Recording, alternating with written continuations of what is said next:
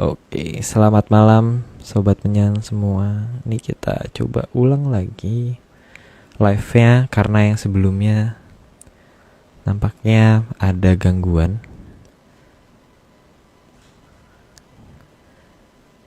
Oke. Oke.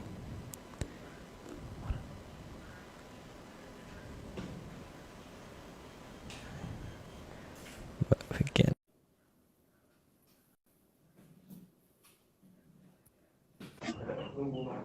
Nah, oke. Bisa. Mas aku Bisa. yang belum. Nah, ini dia. Ayo, Arya. Nah, oke Om. Maaf ya. Tadi Iya. aku request nggak ada kolom requestnya, jadi nggak ngerti caranya masuk gimana. Iya nggak apa-apa Om. Tadi Kan aku biasanya juga kan ada. ada error. Nih mungkin Instagram Om kayaknya kepake Aji Kemayan Om kayaknya. Akalnya aja tapi. Ya, ini aku mau nanya-nanya dikit Om. Ini mungkin ini kalau misalnya buat penyanners yang sebelum live yang sebelumnya belum nonton, ini gimana nih Om? Ada apa nih Om dengan gambar ini nih Om? Pengen tahu aja nih. Nggak tahu ya. Itu gambar Mas Agung, Mas, jangan gitu loh, diakuin loh. Nggak gitu, Mas. Bakat-bakat seni itu Nggak harus tahu. dikembangkan, dipopulerkan. Bakatnya keren Om. Bakat terpendam ini. Iya, bakat terpendam. Ya nggak pernah ngomong-ngomong, Kebetulan. tahu-tahu jadi. Ya udah kita Kebetulan lanjut aja ya. pas lagi ke gambar. Kebetulan Pas lagi. itu Aryo. Oh, kebetulan. Bukan karena berbakat ya. Nggak Oh, mungkin, itu nggak mungkin. Kalau kebetulan itu gambarnya anak TK, Mas. Yang kayak orang terus ada Iya. tangannya gini-gini gitu kan. Itu kayak anak TK toh. Nah, kalau kayak anak TK kayak gitu, seniman gimana? ya udah, Mbak, debat kita di sini. kita lanjut aja hari ini nih. Udah jam segini. Nanti ini hari ini ada Kayaknya 113 slide, Mbak. Mbak sudah siap minum? Oke, Aman. siap. Oke. Nih. Oke. Kita mulai ya, Om. Semua. Ya. Oke. Oke, 93 Sang Puspatajem part 27.67 Pakem petungipun Wiyoso Keraton Kencana. 111 plus 1 slide. 001 leluhur kita mempunyai banyak perhitungan dalam membangun sebuah keraton. Dan perhitungan yang dilakukan oleh para leluhur banyak berlandaskan dasar yang tidak kita pahami. Ya karena perhitungannya banyak banget ya. Istilah nggak cah dikomentari biar cepat selesai Mbak, karena udah telat kan mulainya. Slide kedua, ada perhitungan dari leluhur yang didasarkan pada kejadian di masa lalu. Hal ini terlihat dengan pengaturan tanggal dalam pendirian keraton. Ya itu lanjut aja. Pasti udah pernah tahu kalau masalah seperti itu. Terus slide ketiga, namun ada sangat banyak perhitungan yang justru berdasarkan pada kejadian di masa depan. Dan kejadian di masa depan ini sudah dipertimbangkan dengan sangat cermat dan teliti oleh leluhur. Ya logikanya kalau orang Warsito aja itu bisa ngeliat ke jauh ke depan. Yang lebih luhur dari orang Warsito kan banyak. Jadi artinya kan yang bisa melihat ke depan itu banyak banget ya. Artinya memang leluhur kita tuh bisa lihat masa depan. Dan itu anugerah ya. Kalau bagi saya itu anugerah sih itu kayak gitu tuh. Punya leluhur seperti itu kan anugerah. Lanjut Mbak. Slide keempat, selain itu, perhitungan juga menyangkut kondisi yang terjadi saat ini. Maka posisi keraton seharusnya dibangun pada posisi yang melibatkan 3 kejadian yang terjadi di masa lalu, masa sekarang, dan masa depan. Ya karena mereka bisa mengerti masa depan dan bisa melihat masa lalu. Jadi bagi mereka present kan semuanya. Nah Mbak, lanjut. Oke, slide kelima, kemampuan mempertimbangkan kejadian di masa depan adalah kemampuan yang sangat luhur yang dimiliki oleh leluhur kita. Sehingga sangat mampu melihat kejadian di masa lalu dan masa depan, apalagi masa sekarang. Amazing. Iya dong. Itu bangga kan punya leluhur kayak gitu. Lanjut Iya, aja. iyalah. Slide ke-6, karena kita hidup di Arcapada dan Arcapada ada di alam raya, maka seluruh interaksi yang berada di alam raya juga termasuk dalam perhitungan para leluhur. Yang bagian ini mungkin tidak akan pernah kita buka secara detail ya, karena perhitungannya di sini menyangkut banyak hal tentang perputaran alam dan sebagainya gitu. Karena Karena kalau ini dijelaskan secara terbuka, nanti resikonya bahwa ya anggap aja nggak ada risiko deh. Pokoknya ini kita tidak punya wewenang untuk membuka yang berinteraksi dengan alam raya. Yang kita buka Tipis-tipis hanya yang nggak bakalan Mas. Tipis-tipis ya itu tugasnya Mbak Vicky ya, yo. Ngaku orang udah ngerti juga. Minggu depan Mbak ada saatnya. Oke. spoiler Lanjut. banyak ya. Slide ke-7, bahkan hal yang terjadi di luar angkasa yang sangat jauh sekalipun, terkadang bisa kita temukan di banyak serat kuno dalam menentukan pembuatan suatu keraton. Ya, tapi kalau nemu ya, kalau nggak nemu ya nggak. Berarti nggak akan ketemu. Lanjut, Mbak. Slide ke-8, posisi bulan juga menjadi perhitungan yang pokok dalam pendirian suatu keraton. Dan biasanya pada saat purnama kan. Lanjut, Mbak. Slide ke-9, posisi kaki kayangan yang bisa dilihat dari arcapada secara jelas juga digunakan untuk menentukan waktu pendirian suatu keraton. Ya, biasanya sih pada saat kayangan Cakra Kembang lagi ada di timur. Lanjut, Mbak. Slide ke-10, selain kaki kayangan yang bisa terlihat jelas, keberadaan rasi bintang juga digunakan untuk menentukan posisi dan waktu pendirian keraton. Ya, lanjut aja. Oh, berarti ini zodiak tuh berpengaruh ya, Om? Ya, tapi cara baca zodiaknya beda loh kita sama mereka, Oh, sama beda ya? yang astronom. Beda. Oke, siap. Next. Oke. Slide ke-11, keberadaan matahari juga sangat diperhitungkan dalam pendirian suatu keraton. Hal ini diperhitungkan agar keraton berada dalam posisi di tempat yang selalu ada matahari, tapi tidak terlalu panas. Juga tidak terlalu dingin gitu ya. Lanjut, Mbak. Slide ke-12, kejadian gerhana matahari juga menjadi perhitungan karena efek gerhana dianggap akan mempengaruhi keraton ke depannya nanti.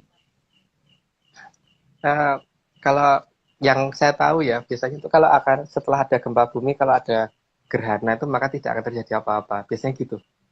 Biasanya loh. Gimana? Ulang. Itu di highlight ya. Itu harus di-highlight itu. Kalau ada gempa di ibu kota, terus setelah itu ada gerhana, itu biasanya kejadiannya tidak akan terjadi apa-apa gitu loh. Tapi kalau tidak ada gerhana, lah itu nggak tahu. Oke, kita nggak tahu. Apa-apanya nggak tahu. Lanjut. Oke. Slide ke-13, gerhana bulan juga dijadikan patokan untuk tidak memulai pembangunan keraton. Maka keraton seharusnya mulai dibangun pada saat purnama tiba. Itu jelas. Lanjut coba.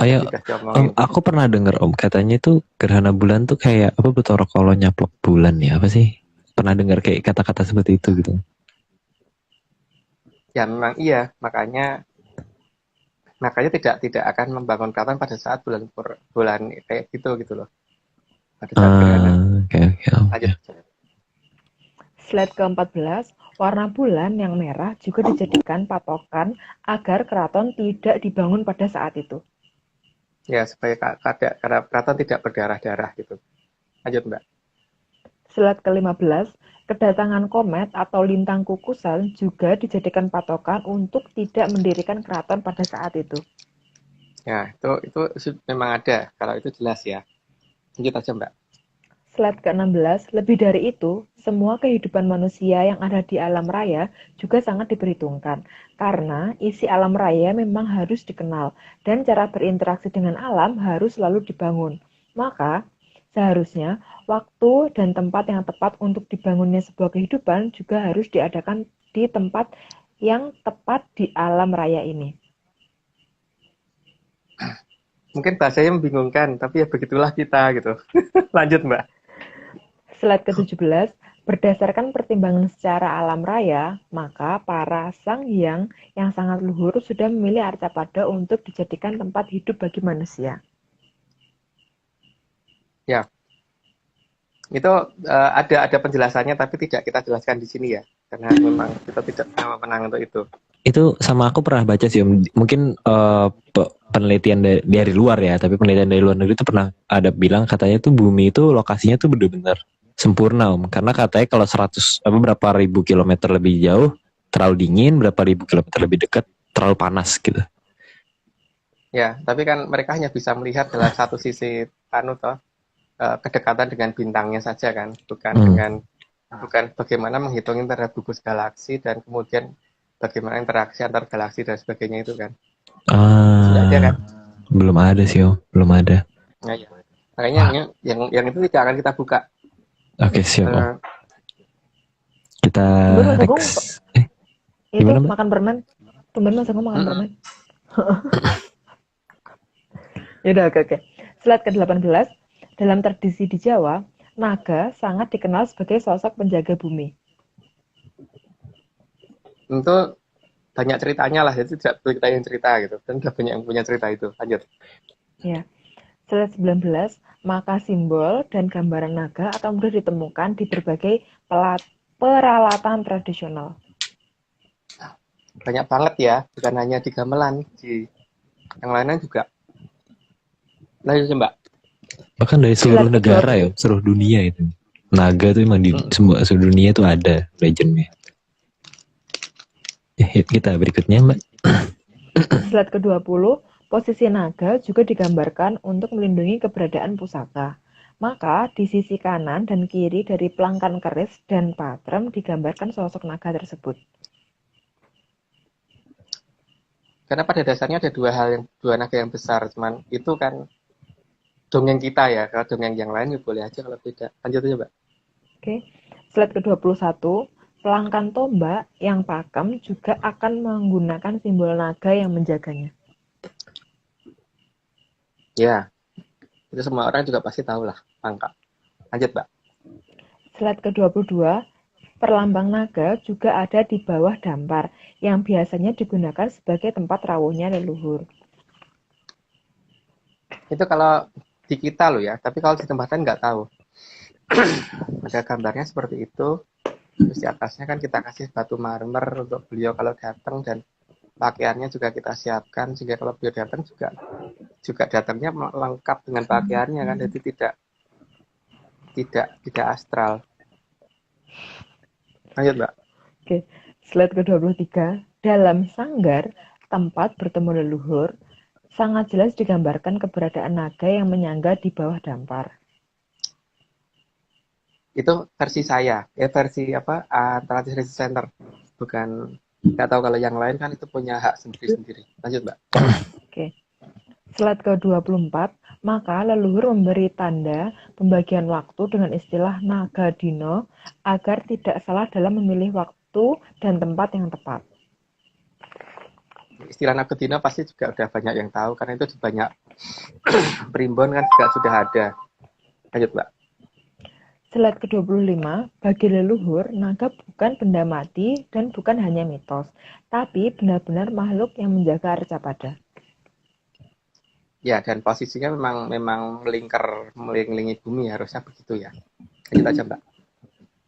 Slide ke-26, bagi leluhur, naga juga bisa bergerak, dan gerakan dari sang naga bisa mengakibatkan bergetarnya permukaan Arcapada yang disangganya. Itu sih pasti sudah banyak cerita seperti itu juga, jadi nggak perlu dijelaskan lagi. Lanjut Mbak. Kok semua udah? Udah tahu gitu sih. Ya sebenarnya udah sih Mbak. Udah di situ. Kan yang capek kan yang baca bukan.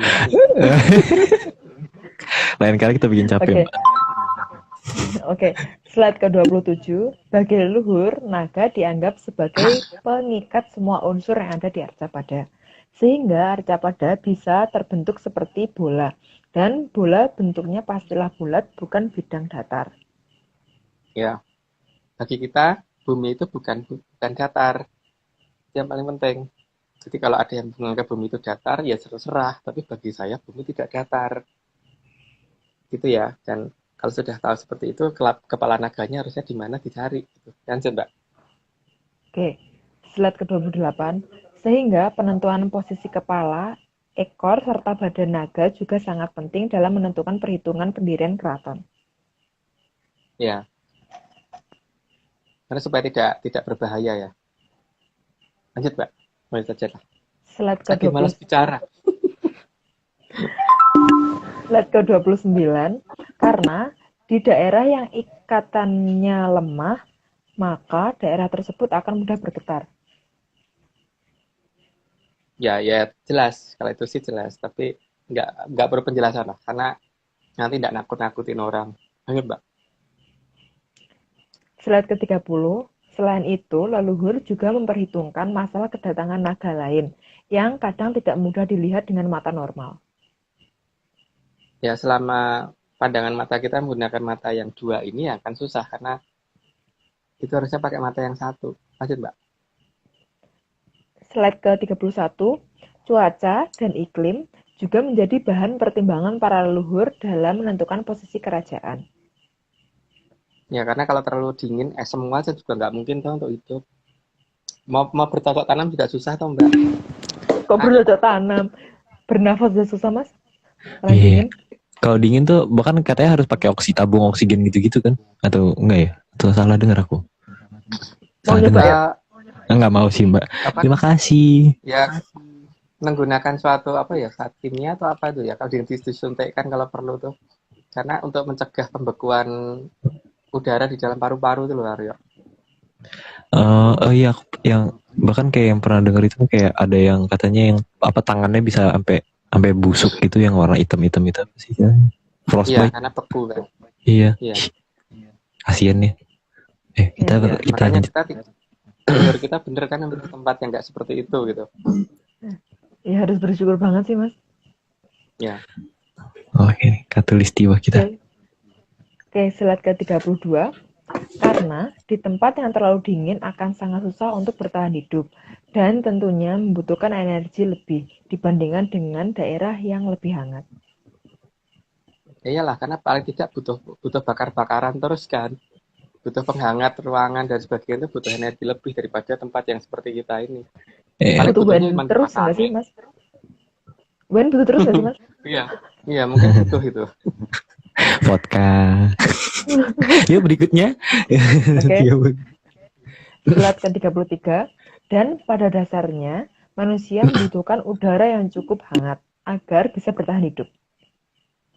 Ya kalau dingin banget tuh, ya gimana sih Mbak? Yang ada beku dong. Yang ada dari patung kali di sana. Iya, benar-benar. Slide ke-34. Di udara yang sangat dingin, tidak semua hewan dan tanaman yang dibutuhkan manusia bisa hidup. Maka, keraton tidak dipakemkan menempati lokasi yang terlalu dingin.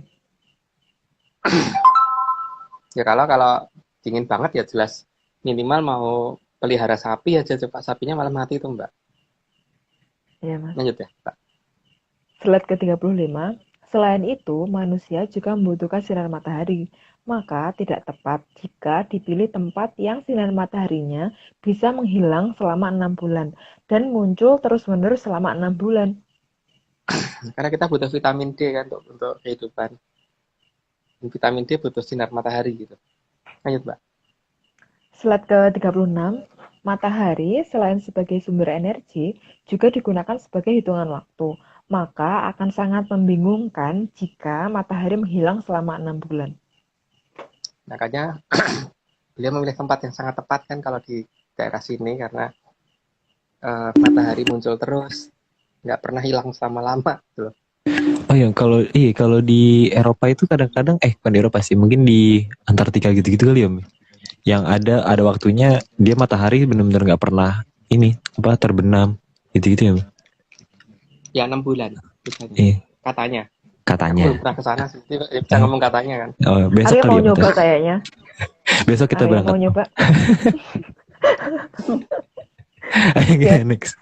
Slide ke-37. Namun, manusia juga tidak akan nyaman tinggal di daerah yang terlalu panas. Ya pokoknya nggak terlalu panas juga kita butuh air berlebihan kan nantinya malahan. Ya pokoknya ya suhu udara itu yang pas-pasan aja gitu loh. Ayo Mbak. Slide ke-38. Karena di tempat yang terlalu panas, tanaman tidak banyak yang bisa hidup, terutama tanaman yang dikonsumsi manusia. Ya sangat jarang lah kalau ada, atau keajaiban kalau ada gitu. Tapi yang jelas nenek moyang kita sudah tepat memilih negara ini gitu. Lanjut Pak. Slide ke-39. Oke.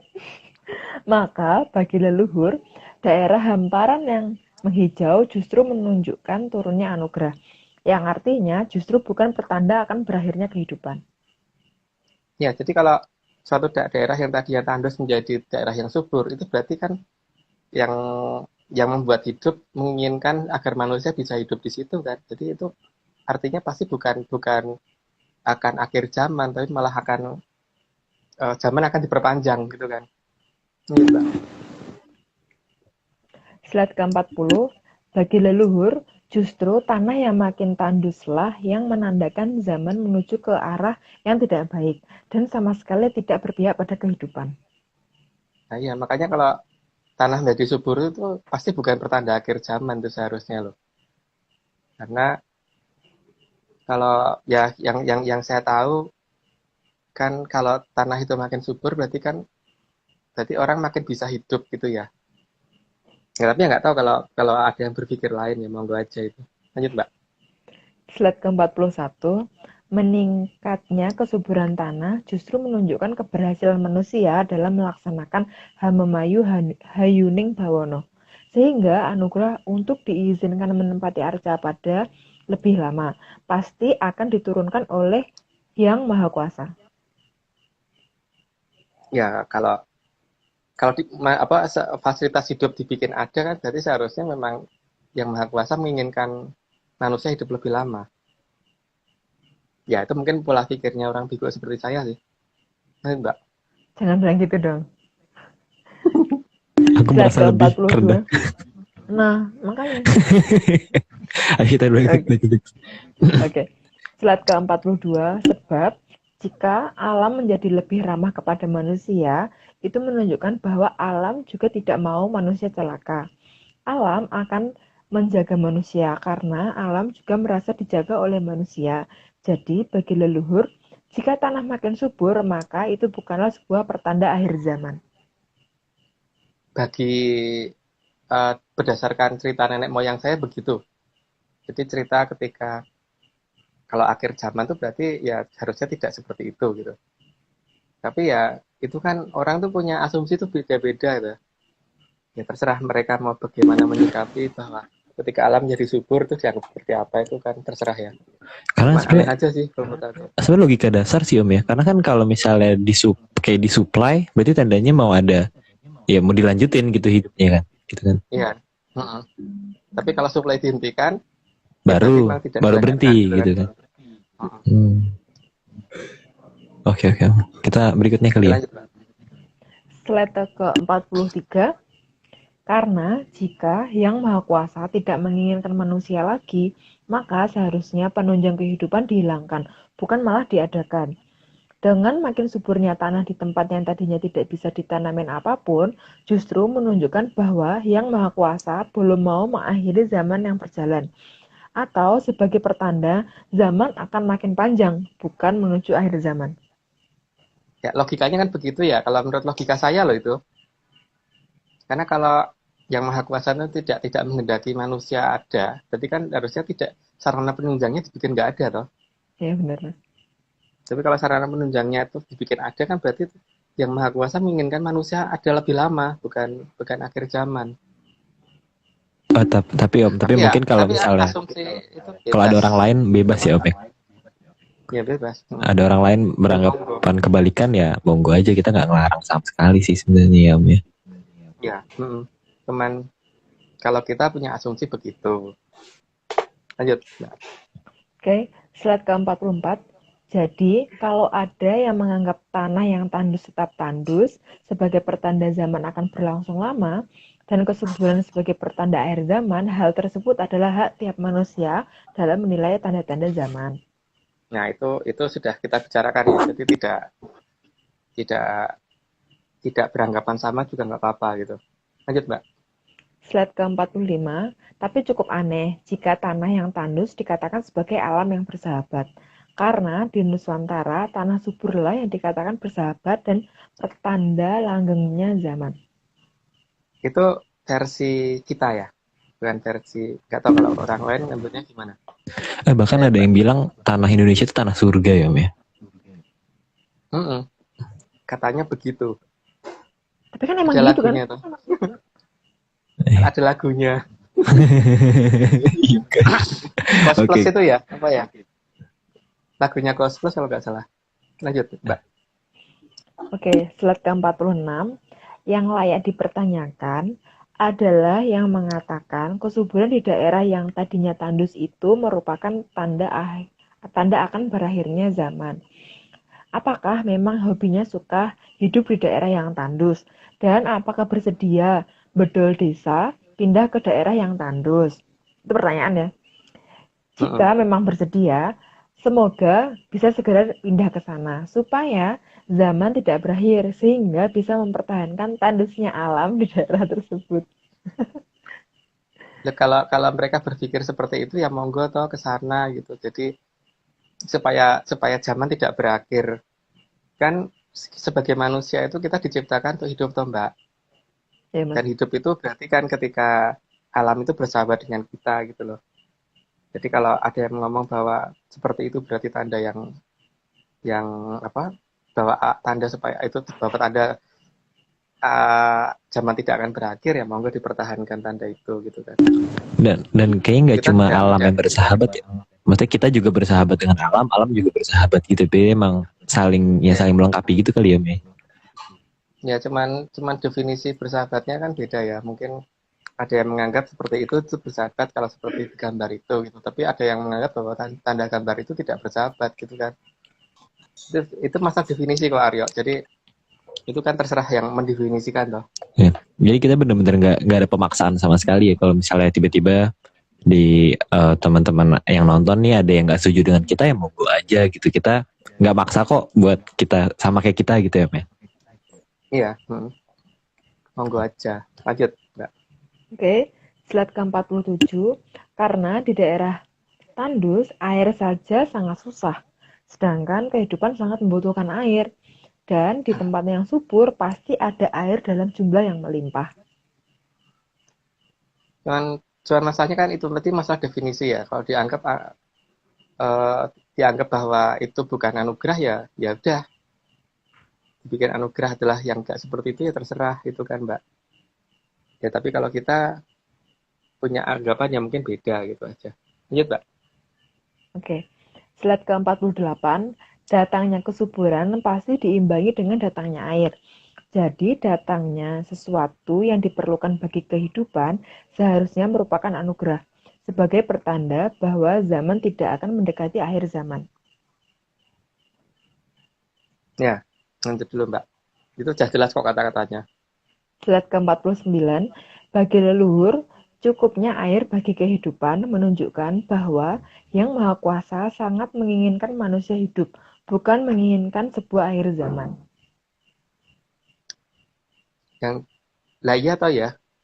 Seperti aku kalau misalkan pelihara ayam dan aku pengen ayamku ini bisa hidup kan aku kasih makan, tak kasih minum. Tapi kalau aku pengen itu cepat mati, tak ini gitu loh. Semuanya nggak tak sediain gitu kan. Benar-benar. Tempatnya sepanas-panasnya gitu ya, Mei. Tapi apa Sedingin-dinginnya nggak tahu gitu. kan? Ya tapi kan nggak tahu ya, karena perbedaan pola pikir itu kan bisa saja terjadi tuh Aryo.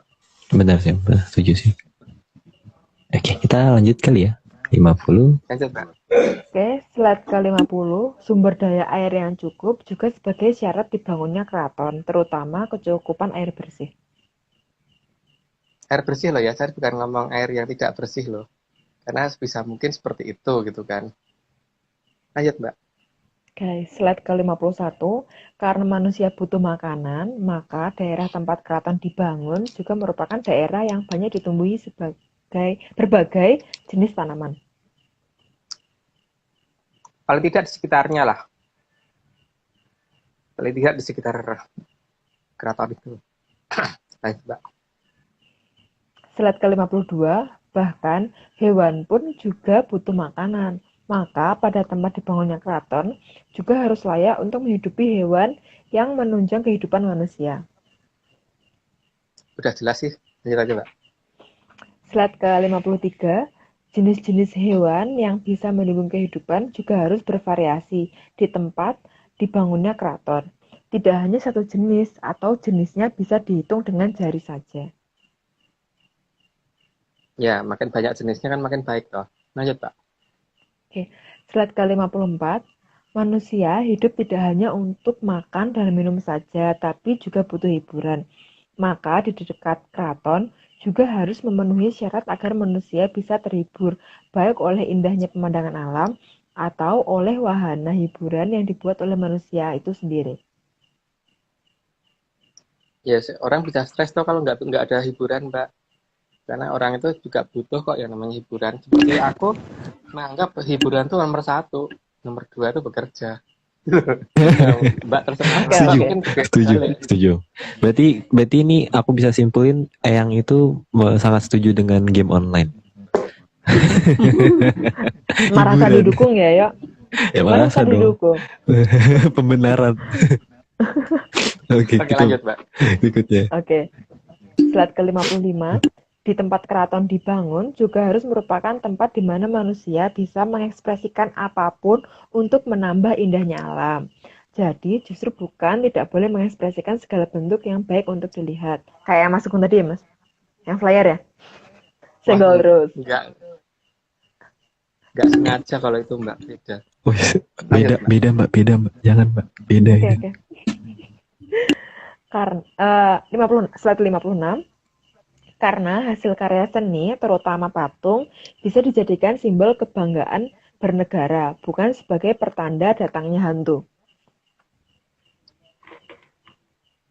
Ya, biasanya kan negara yang makin ini ya, kelihatan lah bentuk bangunan apa dan sebagainya gitu. Semakin gede patungnya, Makin apa gede, enggak? makin gede, makin besar biasanya negara tersebut. Contohnya Amerika itu ada patung Liberty kan, dan itu sebagai Di kebanggaan mereka loh. mungkin Kalau di kita mungkin kalau kita apa? bikin patung Aryo gitu, Posisi. patungnya Aryo. Itu gak tahu mau ngapain Kalau dong enggak patung ikan, aku. Mas. Kok patung Ikannya ikan? Bang John. Patung ikan, Oh ini patung ikan sudah ada Bos yang Jun. ngeklaim. Oke, slide Oke, 57. Slide 57. Jadi, anugerah yang diterima suatu bangsa akan terlihat dari seberapa megah patung yang bisa dibuat, bukan seberapa banyak patung yang bisa dihancurkan. Borobudur aja patungnya banyak toh. Iya, benar. Ya, makanya. Lanjut, Mbak. Oke, slide ke-58. Sehingga tempat didirikannya keraton seharusnya merupakan tempat datangnya anugerah yang bisa membuat orang jadi bisa berekspresi, terutama dalam membuat patung yang megah dan bisa menjadi kebanggaan dari zaman ke zaman. Ya harusnya begitu ya. Tapi kan ya mungkin kalau ada yang berbeda pandangan ya monggo aja lah. Berarti di Ayo, keraton berarti nggak boleh dibungkam ya, harus berekspresi. Yes, bahasa aja. Itu berarti tempatnya nyaman banget, yo. Orang Oh kalau iya, bikin benar. karya itu kan moodnya harus dibangun kan. Oh iya, Nyaman banget tuh. Iya, harus. Iya. Oke, lanjut next. Oke, slide ke-59. Maka posisi keraton harus ditempatkan pada posisi yang bisa menginspirasi semua seniman untuk berkarya dan mampu membuat semua manusia mau bekerja untuk kelangsungan hidup agar zaman menjadi semakin indah. Patokannya zaman jadi lebih indah ya. Ini patung apaan itu di situ itu? Tugu Tani. Oh, Tugu Tani ya? Tugu Tani. 6 tahun ya. 12 tahun aku ngeliatin ini patung. Oh, dekat rumah ya, dekat apartemen Aryo ya soalnya. Iya, deket. Kalau sekolah pasti lewat ini. Kita next kali ya. Oke. Slide ke-60. Apapun ekspresi dari manusia, selama tidak merusak, seharusnya memang diberi ruang. Dan keraton harus bisa memberi ruang untuk hal tersebut. Ya karena semua keindahan biar muncul gitu kan. Keindahan yang dihasilkan oleh karya seni suatu manusia harus bisa dimunculkan. Dan keraton harus bisa memunculkan itu gitu loh seharusnya. Lanjut, Mbak. Oke. Slide ke-61, selain itu, posisi keraton juga harus bisa mendorong agar manusia memiliki semangat hidup dan bisa memikirkan hal-hal untuk membuat hidup menjadi lebih indah. Ya, itu jelas lah. Lanjut aja, Mbak. Oke. Slide ke-62, karena kehidupan adalah anugerah terindah untuk manusia, Maka posisi keraton harus bisa menginspirasi agar manusia lebih memilih mencintai hidup dan bercita-cita menjadi lebih hidup daripada memilih mati. Ya. Tujuan utama keraton kan untuk membantu melaksanakan tugas dari Yang Maha Kuasa untuk itu toh, membuat supaya kehidupan itu berlangsung lebih lama gitu. Jadi keraton harus bisa menginspirasi supaya manusia mau lebih pengen hidup gitu kan, lebih pengen hidup supaya jadi pilihan. Lanjut Mbak. Slide ke-63. Posisi keraton yang benar juga tidak membuat warganya menjadi lebih memilih untuk mati untuk tujuan apapun. Sebab hidup adalah anugerah yang indah. Nah, itu harus baca begitu ya. Tapi kalau terbalik ya nggak tahu. Lanjut Mbak. Slide ke-64. Maka posisi keraton yang benar seharusnya juga bisa membuat manusia untuk lebih memilih menambah indahnya dunia, bukan malah mengurangi keindahan yang ada. Dan posisi keraton harus bisa menginspirasi hal tentang keindahan tersebut. Jadi banyak getaran di situ yang harusnya bisa menginspirasi manusia ya. Jadi getaran dari kadewatan, dari mana itu mengarah ke satu tempat yang kemudian orang kalau ke situ tuh jadi bisa berkarya gitu. Oh, berarti emang sebenarnya dipacu untuk menyombongkan diri ya? Oh iya wajib. Oh, Benar. Itu benar tuh. wajib sombong, tidak boleh Iya, terima padanya gitu ya. iya karena makanya Mbak Vicky itu harusnya mulai ini Mbak, beranilah Apa, Mas? menunjukkan apapun. Karena orang kalau bisa itu kan jangan hanya ditahan, malah menunjukkan itu wajib tapi dianggap kepada orang yang Mbak anggap penting ya. Kalau dia nggak penting ngapain ditunjukkan Mbak? Sayang ya. Dan kalau dikatakan sombong jangan malu Mbak. Emang kita wajib kok itu. Hukumnya wajib, sombong itu wajib. Tidak disalahkan. Aku mendukung kok itu. Kecuali kalau nggak bisa lah itu nggak boleh sombong. Tapi kalau bisa wajib Mbak. Ya apa yang Wajib bisa banget. disombongin ya kan, Mas? Iya. Ora iso kok arep sombong. Ayo lanjut Mbak. Gitu. Oke. Slide ke-65, posisi keraton seharusnya bisa membuat orang tersenyum, bukan malah murung, melotot, atau malah sibuk beradu hantam. Beradu hantam, baku hantam kali ya mungkin di Itu saya masuk di sini. oh sorry beradu baku hantam ya bener-bener. Ya tapi harusnya baku hantam tapi nggak tahu ini. Ya memang keraton harusnya membuat orang jadi lebih ceria ya, bukan jadi lebih sedih, lebih sebel atau malah bikin orang berantem itu nih bukan keraton sih. Mungkin kayak Disneyland gitu kali ya. Harusnya Bahagia iya. semua orang. Lanjut Mbak. Slide ke-66, dalam beberapa serat kuno dijelaskan bahwa tanah Jawa dulunya adalah tanah yang selalu mengambang. Ini ada di dalam Tantra Pagelaran, terus di beberapa cerita pewayangan juga ada. Jadi di mana lagi ya? Tantra Pagelaran, terus di aku lupa sih nama seratnya apa sih? Ya pokoknya lanjut aja Mbak, karena aku lupa. Lanjut. Oke. Slide ke-67, maka tanah Jawa ini dulu juga dikatakan sebagai pulau yang mengambang atau Nusa Kambang. Nama itu masih tersisa di pulau yang berada di selatan dari Cilacap. Namun hanyalah tinggal nama saja.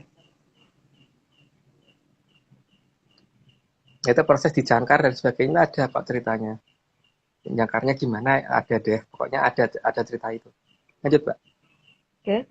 Slide ke-68, dalam serat Tantra Pagelaran dijelaskan bahwa agar tanah Jawa tidak bergerak, maka perlu ditambatkan pada jangkar agar tanah Jawa stabil. Itu makanya ada cerita tentang penggeseran Gunung Manggologiri itu. Tapi ya udahlah. Lanjut aja Mbak. Oke. Slide ke-69, agar tanah Jawa tetap stabil, maka ada banyak jangkar yang digunakan. Jenis jangkarnya pun berbeda-beda, tergantung pada kebutuhan sesuai dengan lokasinya. Dan itu biasanya berupa pegunungan sih. Lanjut Mbak. Oke. Slide ke-70, maka di tengah tanah Jawa ada tempat yang dikatakan sebagai pakunya Pulau Jawa.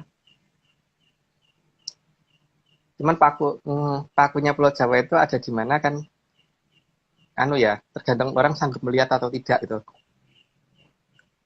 Nah, dari Gunung Tidar itu sering kelihatan ada satu gunung yang di saat-saat tertentu tuh gunung itu nggak kelihatan. Walaupun kondisinya cerah. Nah, itu gunung apa? Monggo dicari. Lanjut, Mbak. Oke. Slide ke-71, beberapa pakunya tanah Jawa yang bisa dilihat dan menjadi jangkar tanah Jawa agar tidak bergerak adalah berupa pegunungan, terutama gunung yang aktif. Ya, itu juga udah jelas lah ceritanya. Lanjut, Mbak.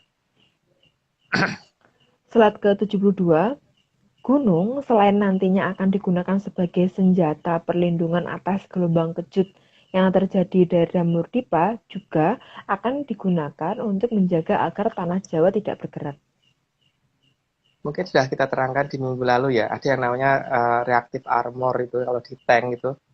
Jadi ada kotak-kotak kayak batu bata yang ditempelkan di badan-badan tank itu kan biasanya akan meledak ketika ada rudal menuju ke dia sehingga akhirnya supaya tidak melukai bagian dalam tank gitu kan. Itu nenek moyang kita juga sudah menghitung itu. Ada gunung yang akan difungsikan untuk reactive armor gitu kan. Lanjut, Mbak. Oke. Slide ke-73. Namun, apabila tanah Jawa perlu dipindahkan akibat dari adanya jamur dipa, maka beberapa jangkar harus dilepas dan akan disisakan sebuah jangkar utama yang nantinya akan dilepas pada saat kondisi sudah sangat darurat. Makanya beberapa memang sudah mulai sudah mulai akan dicabut, cuman kapannya saya nggak tahu. Lanjut aja, Mbak. Slide ke-74, jika kondisi benar-benar darurat, maka Nusa Kambang harus digeser ke selatan. Maka jangkar harus dilepas satu persatu. Dan itu menjadi tugas dari para danghyang yang menjaga pegunungan aktif. Penjelasannya itu nanti ada di 94 ya. Mbak yang bikin ya. Lanjut, Mbak. Aduh. Slide ke-75, efek dari jangkar yang diangkat akan mengakibatkan beberapa gunung di Nusa Kambang akan aktif secara hampir bersamaan. Ya, itu paling tidak pemanasannya sudah mulai dilakukan seharusnya. Lanjut, Mbak. Oke, slide ke-76, leluhur sudah sangat tahu bahwa kelak jamur dipa akan muncul dari tanah seberang yang sangat jauh. Maka pertimbangan dari semua efek munculnya jamur dipa sudah sangat disiapkan sejak dari jauh hari. Ya, makanya karena sudah tahu, maka memang mempersiapannya banyak panjang. Lanjut aja, Mbak, ini biar persiapannya kelihatan. Oke. Slide ke-77, semua efek dari jamur dipa sudah diprediksi karena akan masuk dari arah utara dan arah timur. Yang dari arah utara tidak akan bisa melewati lautan di utara Nusa Kambang. Namun yang di sisi timurlah yang menjadi pertimbangan leluhur. Karena ada sesuatu di utara ya. Tapi kalau dari timur kan tidak ada yang menghambat sama sekali. Lanjut aja dulu, Mbak. Oke. Slide ke-78, maka jika Luku sudah mencapai Nusa Kangwetan, semua jangkar harus sudah dilepas. Jadi urutannya itu kan ada garis Luku, garis Garu, garis Awu, sama garis Geni gitu kan. Tapi kalau Luku sudah sampai Nusa Wetan itu berarti harus segera dicabut jangkarnya. Terus lanjut, Mbak. Oke, slide ke-79, dan leluhur sangat tahu persis bahwa jika Luku sudah sampai di Nusa Kangwetan, maka Garu sudah mendekati batas Awu, dan saat itulah tanah Jawa harus segera dipindahkan. Ternyata ada di bawahnya toh. Ya udah lanjut aja, Mbak. Oke. Slide ke-80, untuk mendorong Nusa Kambang ke selatan, maka diperlukan tenaga yang sangat besar.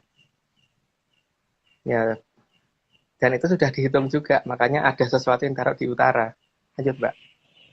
Slide ke-81, maka Mesin pendorong dibuat dan diletakkan di utara, serta menghadap ke arah selatan, dengan arah buang pembakaran menghadap ke arah utara.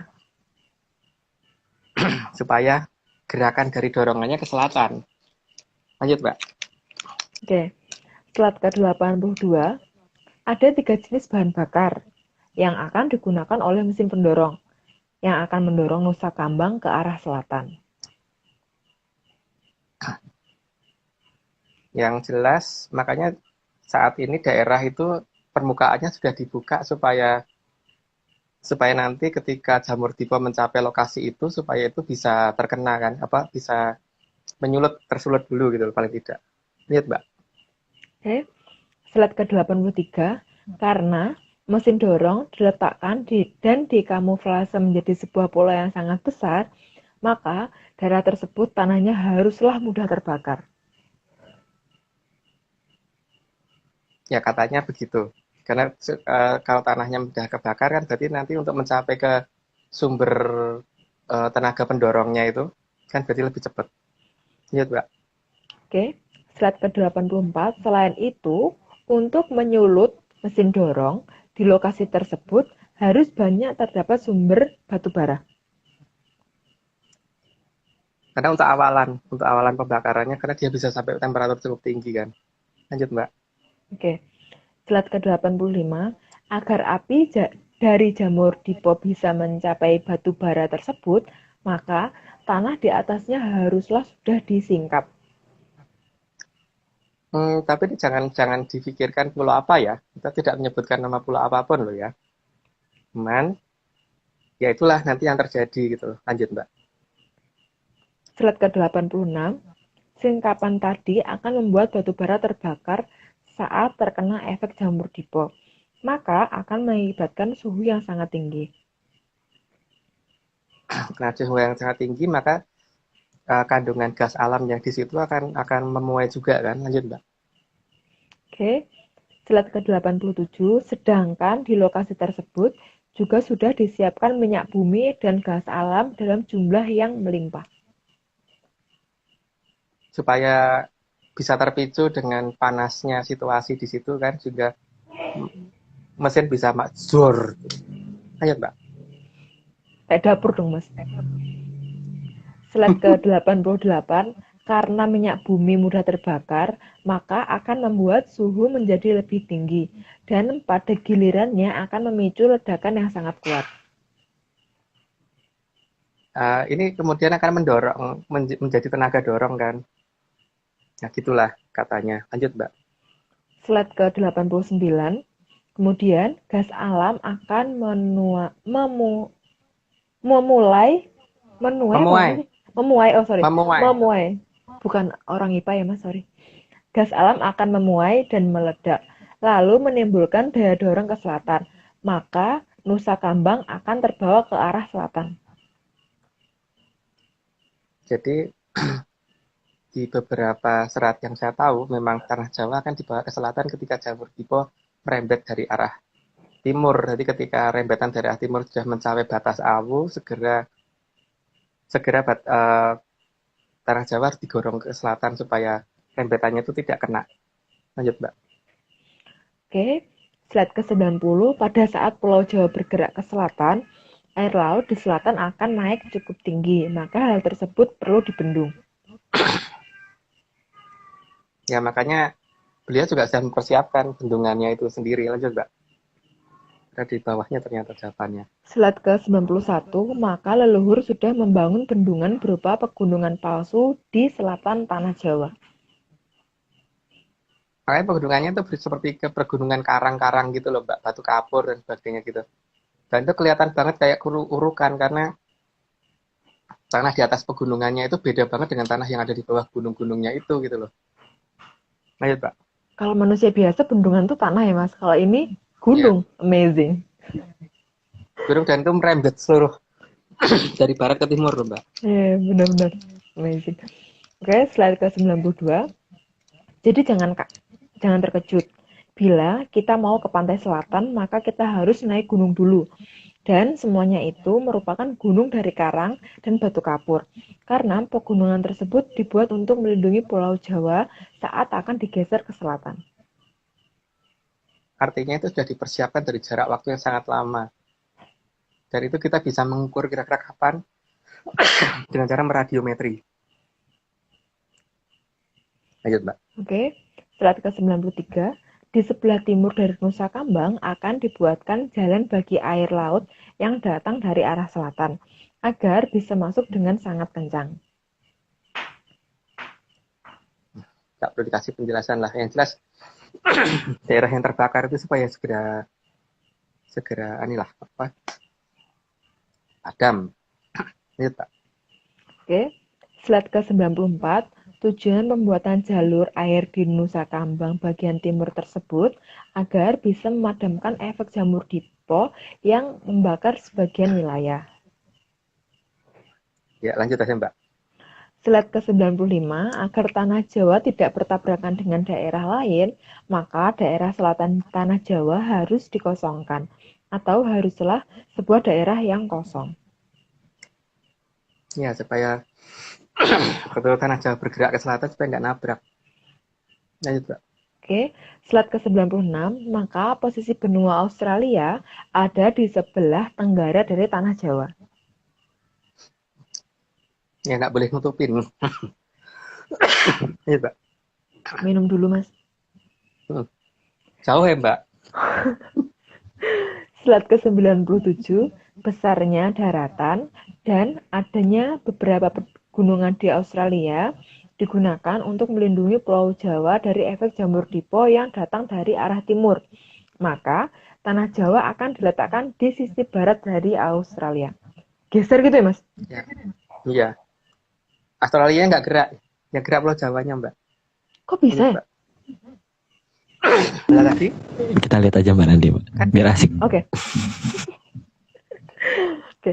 Slide ke-98, leluhur juga sudah memberi batas bahwa ada gambar telapak tangan di sana, di mana Pulau Jawa harus dibawa ke arah barat selatan telapak tangan itu.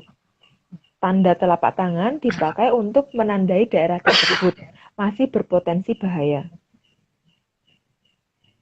ada loh ya lambang telapak tangannya. Lanjut, Mbak. Oke. Slide ke-99, tanda telapak tangan itu menunjukkan jangan digeser ke arah situ, tapi ke barat daya. Ya, jelas lah kalau itu nggak gini kan nggak boleh, jangan ya, ojo ini ya gitu kan. Lanjut, Mbak. Tak pikir halo, Mas. Oh enggak dong, jangan di sini ya. Oke. Slide ke-100, agar tanah Jawa tidak bertabrakan dengan benua Atlantis, maka benua Atlantis juga harus berada di barat daya dari tanah Jawa. Maka, saat tanah Jawa digeser ke selatan dan agak sedikit ke barat daya, tidak terjadi tabrakan. Jadi ya seperti itulah. Lanjut aja, Mbak. Terus, slide ke-101 ya. Dengan alasan potensi bahaya kemunculan jamur dipo tersebut, maka sangat jelas bahwa Atlantis tidak mungkin berada di Samudra Atlantik. Kalau di Samudra Atlantik berarti mereka menghitungnya gimana? Berarti mereka nggak bisa melihat masa depan tuh, Mbak. Kalah dong sama Ronggo Warsito. Lanjut, Mbak. 103 ya, Mas? Sorry, Mas. Dua. Oh, dua. Dua. Oke. 102, dengan alasan yang sama, maka Atlantis juga tidak berada di Samudra Pasifik. Ya kalau dia di sana udah kebabat duluan kan pasti. Karena arah bahaya dari arah sana juga. Lanjut, Mbak. Oke. Slide ke-103, dengan alasan akan munculnya jamur dipo, sangat jelas bahwa Atlantis tidak mungkin berada di benua Eropa atau benua Amerika. Itu namanya mendekati bahaya loh, seperti itu. Lanjut, Mbak. Oke, slide 104. Dengan segala alasan tentang efek munculnya jamur dipo dan adanya kekuatan yang mendorong tanah Jawa menuju ke selatan, maka sangat tidak mungkin Atlantis berada di Laut Jawa. Ya kalau ada di Laut Jawa nutupin nutupin ini toh, mesin pendorong ke selatannya kita itu loh. Malah tabrakan dengan Pulau Jawa. Nggak mungkin di situ. Dan terlalu kecil, Laut Jawa terlalu kecil untuk satu benua. Lanjut, Mbak. Slide 105. Karena jika Atlantis berada di Laut Jawa, maka akan membuat tenaga pendorong berkurang. Karena begitu besarnya bangunan-bangunan yang ada di Atlantis. Sehingga kalaupun bergerak, malah akan menabrak Pulau Jawa. Jadi sangat tidak mungkin Atlantis berada di Laut Jawa. Nah, kalau pengen tahu seberapa besarnya tuh yang memfoto Aryo itu, Mbak. Loh. Kenapa pas itu aku nggak diajak sih, Mas? Mbak belum bisa sepiangin ke Jakarta, Mbak. Oke. Sekarang kan bisa. Nanti ikut, Mbak. Oke. Slide ke 106. Dan yang paling jelas, Atlantis sangat tidak mungkin di belahan utara. Karena belahan utara itu adalah awal tempat terjadinya adu jamur dipo. Ya namanya cari perkara aja, Mbak. Kalau mencari tempat negara yang bisa melihat masa depan, masuk begitu gitu. Lanjut, Mbak. Oke, slide ke 107. Keberadaan benua Antartika juga akan menjadi pelindung utama dari efek jamur dipo yang datang dari arah selatan. Karena suhu yang sangat dingin di sana akan meredam panas yang muncul. Selain itu pegunungan yang sangat tinggi juga di sana ya. Jadi selain pegunungannya sangat tinggi, juga udara yang sangat dingin. Lanjut, Mbak. Slide ke 108, selain dinginnya udara di Antartika, juga tingginya daratan di Antartika, sampai kadang ada yang mengira sebagai dinding es. Tapi sekali lagi, bumi itu bulat, bukan datar. Ya, lanjut, Mbak. Oke. Kita ngomongin. Slide ke 109, pola pegunungan di Afrika juga akan menjadi pelindung utama efek jamur dipo dari arah barat, setelah tanah Jawa digeser ke selatan. Plus dapat perlindungan dari Atlantis juga kan, karena di Atlantisnya juga ada bangunannya juga besar-besar, melebihi gunung yang ada di situ kan, di Afrika. Ingat, Mbak. Slide ke 110, keberadaan pasir di Afrika juga akan menguntungkan karena saat pasir terbawa angin dari jamur dipo, maka angin akan melambat dan mengurangi jarak tempuh angin jamur dipo tersebut. Ya karena ada beban yang dibawa kan, jadi lebih ringan. Lanjut, Mbak. Asik, sudah selesai. Jangan asik, nanti ada pertanyaan dan statement, Mas. Oke, slide ke 111. Tutupipun kala bendu, laptopku. Tutupipun kala bendu dipun bukani goro-goro. Bumi gonjing, gunung ketuk, goro molak-malik, udan barat salah mangsa, kilatatit leliweran, lan sapiturutipun arsa badhe miwiti jumadulipun kang kala suba. Saking kidul timbuling kamulyaning Tribhuwana. Nggak perlu terjemahkan, itu bahasa kita sendiri, Mbak ya. Jadi nggak perlu. Oke. Sebelum ke slide Akhirnya yang selesai. selanjutnya, Mas, aku mau tanya. Ini seru nih. Mbak? Aku jadi penengah aja. Oke, aku mau tanya ya, Mas. Yang pertama, apa namanya? Kalau misalnya itu apa? Terus sama ini, Mas. Kan kadang itu kan kalau aku sowan gitu ya, itu dengar ada dua suara. Nah, itu untuk ngebedain itu suara apa dan suara apa itu gimana? Terus sama ini, Mas. Kalau aku statement gini. Kan di DM tuh banyak banget tuh orang yang nge-DM dari Atlantis Series dan yang di luar juga kan kayak tanya-tanya, tapi mereka itu tuh kayak Mbak aku tuh tahu ini gini itu bener nggak sih kayak itu loh Mas, kayak pengen mencocokkan dan kepengen diiyanin kayak gitu loh Mas. Itu kan kayak nggak usah DM kalau udah tahu gitu kan. Kenapa DM? Kan DM kan untuk pertanyaan ya kayak itu. Itu sih. Gimana Mas? Kalau misalnya itu salah satu pusaka yang ada, Mbak, dan itu biasanya orang yang pegang itu tuh hanya boleh melakukan satu kali. Jadi satu kali ngucap nggak boleh ditarik balik. Jadi kalau ada orang ngomong aku nggak mau sama dia gitu atau nggak mau ngelakoni itu lagi, kalau sampai dijawab dengan iya monggo, berarti tidak boleh kembali lagi, Mbak. Selama-lamanya tidak akan diizinkan kembali lagi. Nggak ada kesempatan kedua. Ya nggak ada. Karena kan kalau misalnya cuma satu kali harus misalnya. Jadi apapun yang sudah terjadi ya sudah, itu tidak akan pernah ditarik balik. Gitu. Terus yang kedua tadi apa Mbak? Mae, aku Yang kedua rada ngantuk sih. itu loh, ada dua suara kan Mas, kadang-kadang dengernya. Nah itu tuh untuk membedakan suara satu dan suara dua. Itu kan kalau di musik kan ada kayak gitu. Tapi kalau ini kan nggak musik ya. Itu tuh gimana Mas? Halo, Hewang. Itu Mbak ya harus bisa lah kalau seperti itu. Membedakan suara antara suara kadewatan sama suara munyo, maksud nggak bisa sih Mbak. Bisa lah pasti.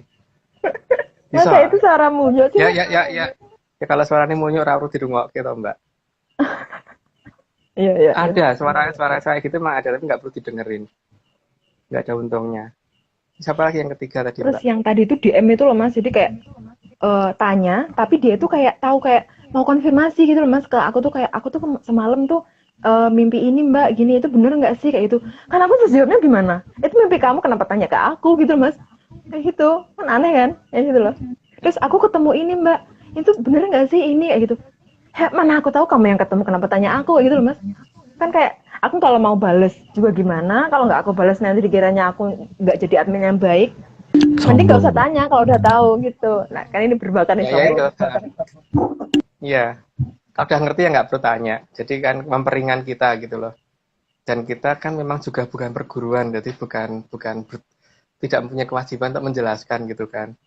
Cuman kalau kita pas mau menjawab ya kita jawab, belum enggak ya nggak jadi beban Mbak. Ya, jadi ini mohon maaf untuk DM yang tidak dibalas ya. Seperti ini jawaban dari saya. Oke, silakan slide selanjutnya.